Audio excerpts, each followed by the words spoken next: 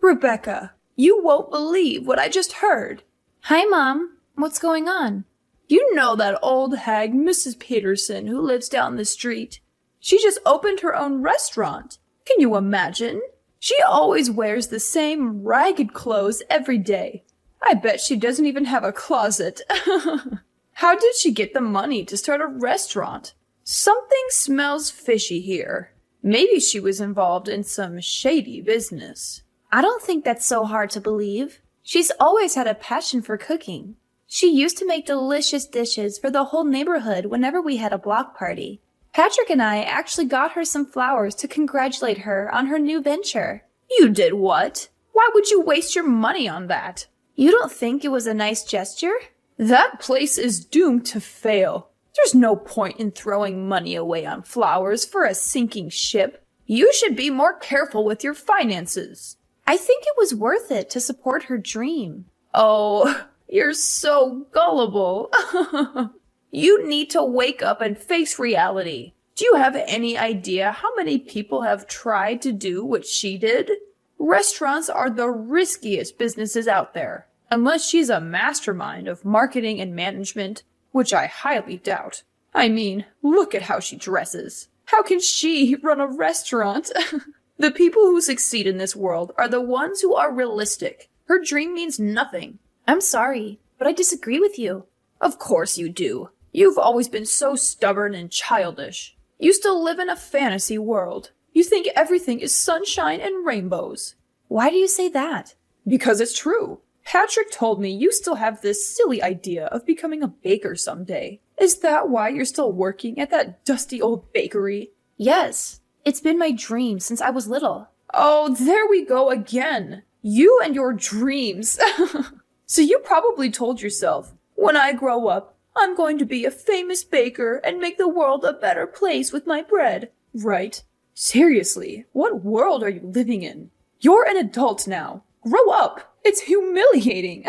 Why is it humiliating to have a goal in life? Because you live in the real world. People who chase their dreams are fools. You should learn from Patrick. He wanted to be an astronaut when he was young, but he smartened up and realized that was impossible. So now he works at a bank like a sensible adult. Get out of this fairy tale you're trapped in. The world doesn't need more dreamers who are clueless about reality. I'm so proud of my son for making the right choice and getting a real job. I boast about him to all my friends. Yeah, Patrick is a real hard worker. You have every reason to be proud of him. He's a wonderful husband, and I know he makes you happy. But we're talking about different things here. No, we're not. Your ignorance is a serious problem. Here's some harsh truth for you. You're an embarrassment to this family. What? I really tried to get Patrick to marry someone better. Like that lovely girl Taylor, who lives nearby. She works at the bank with him, you know. Yeah, I know her. We've invited her over for dinner before. She's beautiful and smart. She's the perfect woman for my son to call his wife. You agreed to our marriage, didn't you? You've never mentioned anything like this to either of us before. I had no choice. Patrick made me promise not to say anything about it to you. You two reconnected at your class reunion, right? I thought for sure your relationship would die out in a few months. So you gave us your blessing because you thought it was going to end soon? Of course I did. Do you even know how high the divorce rates are in this country? I figured I'd let Patrick have his fun with his little old flame. I assumed he'd get tired of you soon and dump you. I can't believe this. Do you realize how awful what you're saying is? I'm just being honest. I'm telling you for your own good. You better find someone else before your marriage falls apart. I mean, you're too busy making bread or whatever, so I doubt you'll ever find someone as amazing as Patrick. Sorry, I'm going to have to end this call now. I have to go to work. Sure. Have fun working at that musty old bakery. Watch out for the flour. It might get in your eyes.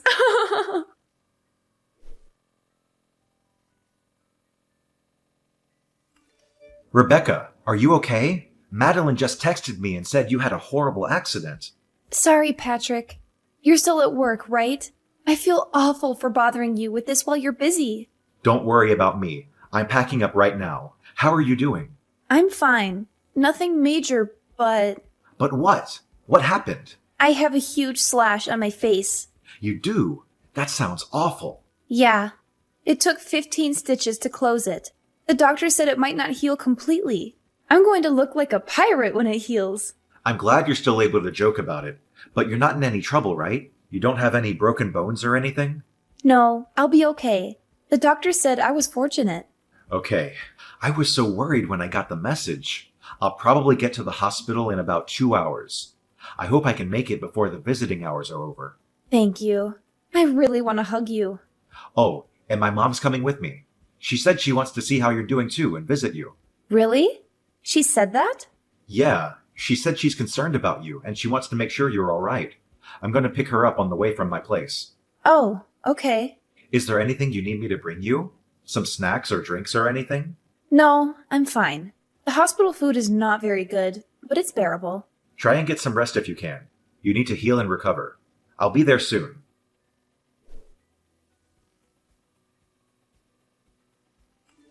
Hey, Mom. Thanks for coming to visit me today.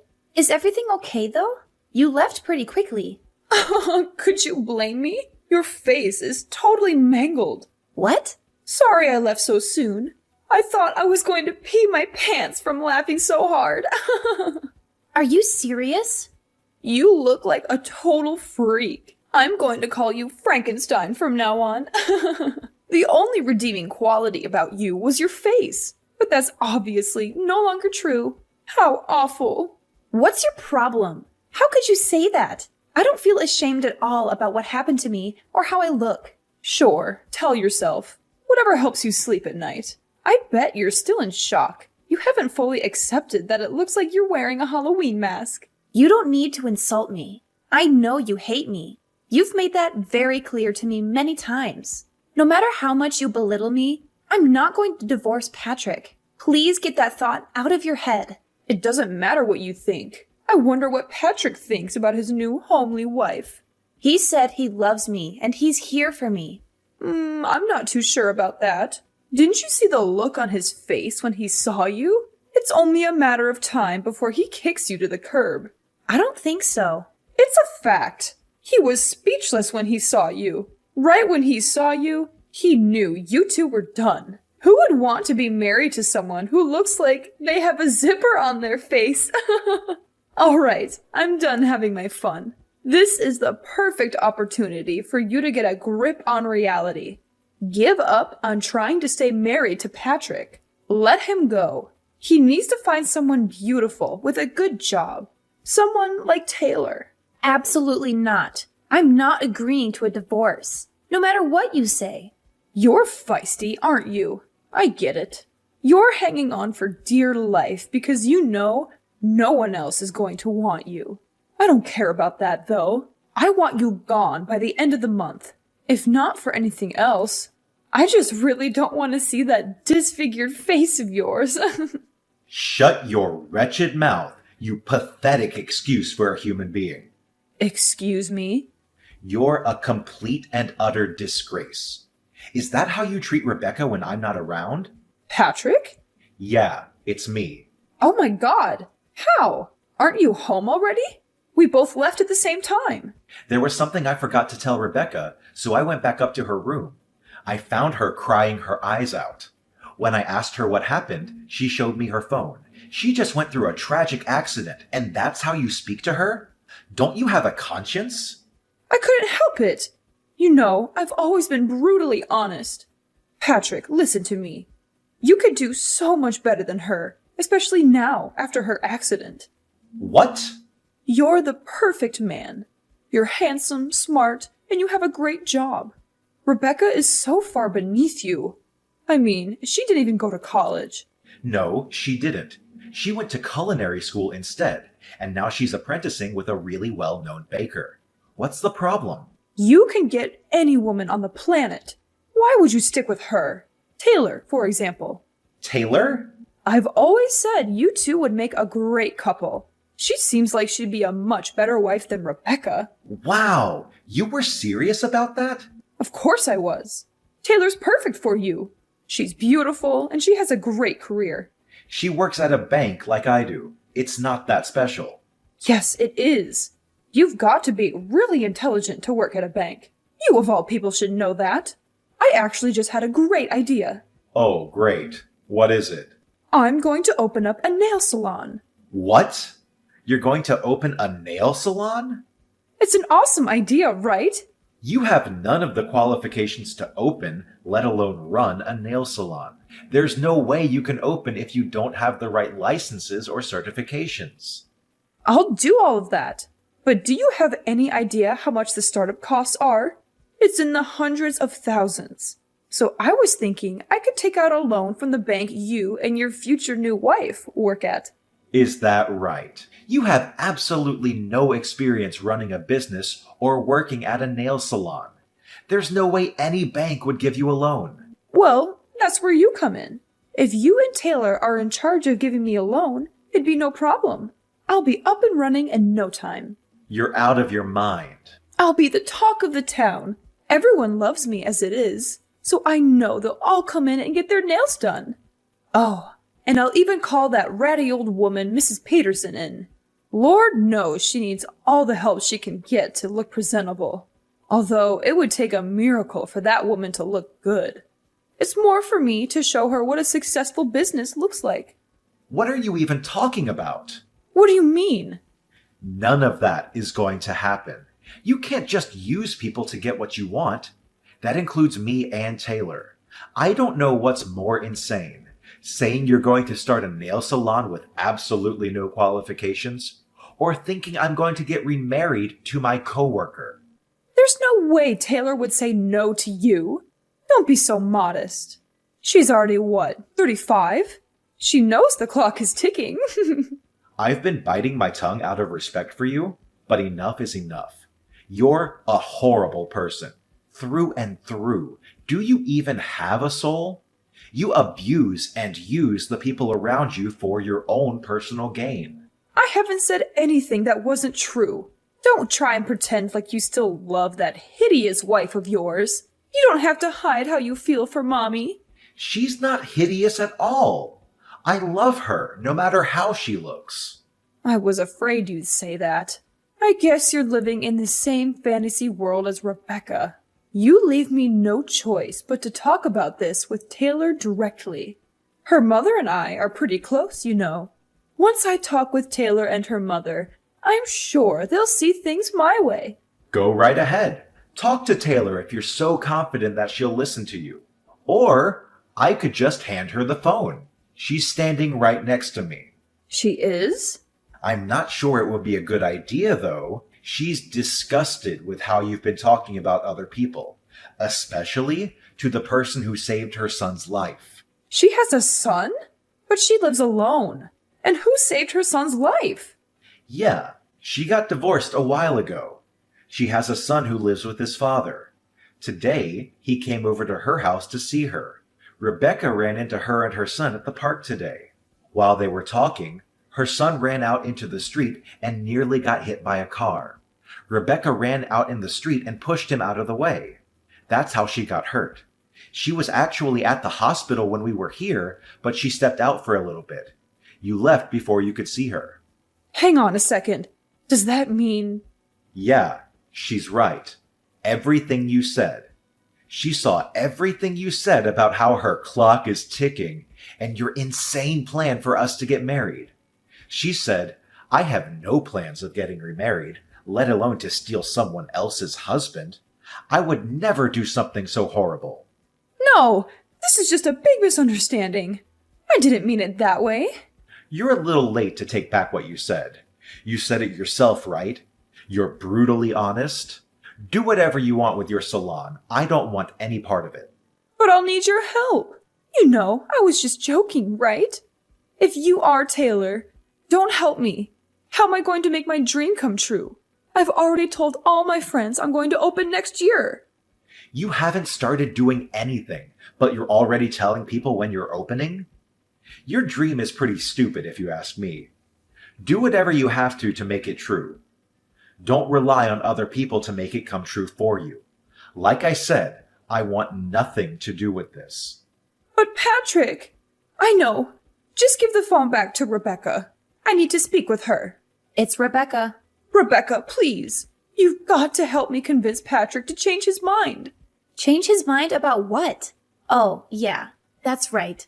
You mean change his mind about divorcing me so he can marry Taylor and they can both give you a sketchy loan so that you can open a nail salon? Did I get that right? Yes, please. He's not listening to me. You have a dream too, don't you? You should know more than anyone how important it is to make your dreams come true. If you really believe that, you'll help me get Patrick to give me the money I need. That's right. I do have a dream. A dream that you called stupid and a waste of time. I very clearly remember you saying people who chase their dreams are idiots. So what does that make you? I was just, You're the biggest hypocrite I've ever met. You insult me and call me stupid for having a dream. Then you whine and complain when you can't manipulate people to make yours work. Not to mention you only want this salon for the popularity and to rub it in Mrs. Peterson's face. You have no idea what you're talking about.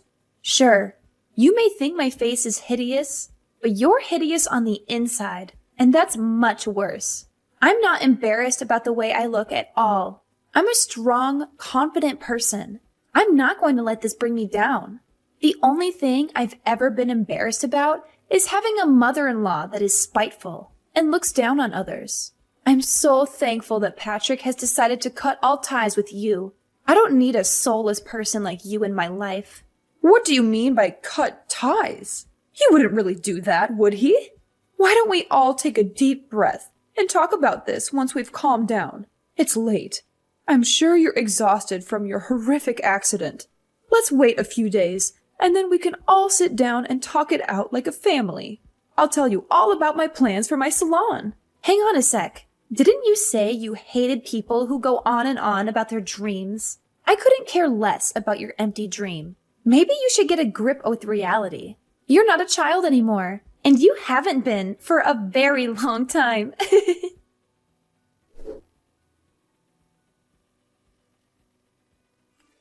Hey, honey, are you still awake? Yep. What's up? Sorry, did I disturb your sleep? You were probably just about to doze off. Actually, nope. Not even close. I'm watching some YouTube videos right now. Man, it felt so good telling your mom off today. Yeah, I'm so sorry about the way she treated you. Why didn't you say anything sooner? Don't worry about that. It's not your fault. You had enough on your plate already, so I just sucked it up. But I should be the one saying sorry to you. I was too reckless. And now I have this huge scar on my face because of it. I'll wear a mask when we go out so people don't have to see your monster wife. You're not a monster. You're a hero. You saved a kid's life. If anything, I'm more impressed by you than ever before. Aw, well, thank you. I love you too. I wish I could have given my mom a piece of my mind face to face. I just drove to her house to yell at her, but ended up just sitting in my car and then turning back. Why? What happened? Promise you won't laugh at me? I pulled up to her house and sat for a bit to think about exactly what I was going to say to her. But all I could think about was you. You worked so hard to pursue your dream. You put your life on the line for a stranger. And you're such a loving wife. I got really emotional after that. I didn't have the courage to go and confront her. Really? You got emotional? You didn't even cry on our wedding day. I know. I just realized how blessed I am to have you as my wife. Which makes me hate my mother even more for the way she treated you. It's fine. I'm a strong woman. I can take it. I'm so happy that you're my husband. I was afraid maybe you'd actually listen to your mom and dump me. Absolutely not. I've loved you every day since I first saw you in middle school. Nothing's going to change that. Aww, that's so cute. We have enough money saved up, don't we? It's time. Time for what? I remember you said you're ready to be your own boss. What are you talking about? I found a place near the beach for a steal. We just have to do some minor fixes on the inside, but it looks really cozy. The rent is super cheap, and the location is amazing. You've always said you wanted to open a bakery by the sea, didn't you? What? Are you serious? How long have you been looking for places? But by the beach? We live in the city. The nearest beach is like 3 hours away. If I opened up my own bakery, you'd have to quit your job. I know, and I'm totally fine with that. That was never my dream job anyway. I only took that job because the salary was crazy good. I wanted to make money fast and get out of there. What matters more is making your dream come true. Are you sure? Like, really, really sure? I always respected your love for baking. Ever since you told me all those years ago, I loved that you never gave up on your dream, even when we met again at the class reunion. I've worked so hard to help you make it possible. You're an amazing person, Rebecca. I love you. Oh my God! You're making me tear up right now. Thank you so much. You won't be disappointed. I know you won't. It's not just your dream anymore. It's our dream.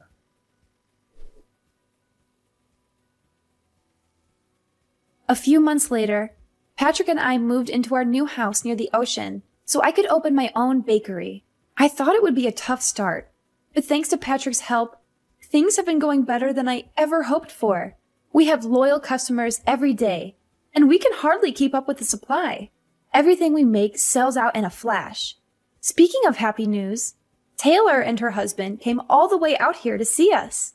They told us they had a heart-to-heart and decided to try and make things work between them, mostly for their son's benefit. And then there's Patrick's mother. She went around boasting to all her friends about the salon she was going to open. She actually did start studying to get the minimum qualifications, but she was turned down by every bank she asked for a loan. To make matters worse, it wasn't just her salon flop that people heard about. Word got around about how terribly she treated me and her insane plans for her son. It's probably a good thing her salon never materialized, because I don't think anyone would want to go there after finding out what kind of person she really is. Patrick and I were thinking about visiting her after things calmed down for us, but we're not in a rush. The cut on my face healed pretty well, but it left a visible scar. I sometimes notice people looking at it. I get it. It's not every day you see a girl with a huge scar across her face. But honestly, I'm way too busy now to worry about it. Besides, I'm not going to let it bring me down. Plus, Patrick always tells me every hero has a scar.